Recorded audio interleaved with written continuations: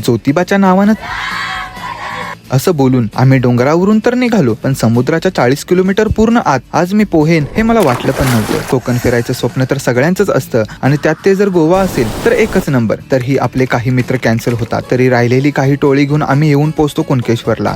हे एवढं सोपं आहे. गोव्यातले बीच आणि तिथले स्पॉट हे तर सर्वच लोक फिरतात, म्हणून आम्ही काही वेगळं करायचं ठरवलं. रूमवर न जेवण बनवता सगळे 5 स्टार हॉटेल मागे टाकत आम्ही ते जेवण बाहेर बनवायचं ठरवलं. समोर रोमॅन्टिक असा सनसेट, बीच आणि आपले मित्र, यापेक्षा वेगळं काहीच असू शकतं. दुसऱ्या दिवशी आम्ही मालवण, तारकर्ली, देवबाग हे सगळं फिरायचं ठरवलं. पण हे सगळं डावलून बोट सफरिंग निवडलं, कारण ज्योतिबानेच कोकणात एक माणूस भेटवला. हे दिनेश भाऊ. छोटीशी बोट मात्र मन मोठं. त्यांनी समुद्राच्या आत 40 किलोमीटरवर आम्हाला न्यायचं ठरवलं. या 3 ते 4 तासाच्या समुद्र प्रवासात त्यांनी आम्हाला हाऊस बोट, संगम बीच, जुना लाईट हाऊस, नवीन लाईट हाऊस, सिगल बर्ड, डॉल्फिन्स, समुद्राच्या आतील 12 ते 15 स्पॉट दाखवले आणि मनाचा मोठेपणाही दाखवायला ते विसरले नाहीत. त्यांनी सांगितलं, कधी कस्टमर मिळतो तर कधी समुद्रासारखा दिवस रिकामा जातो. आज सगळ्यांकडे बोटी आहेत, पण तरीही हे लोक हसत जगतात, कारण कोकण फक्त निसर्ग नाही बनवत, तो प्रेमळ माणसंही बनवतो. या 15 ठिकाणांपेक्षाही खरी आठवण राहिली ती दिनेश भाऊ यांच्या गोष्टीची. ज्योतिबा शिकवतो, देव मंदिरातच नाही तर माणसांच्या कष्टातही असतो. कोकण तर सुंदर आहेच, पण इथली माणसं त्याहूनही सुंदर आहेत.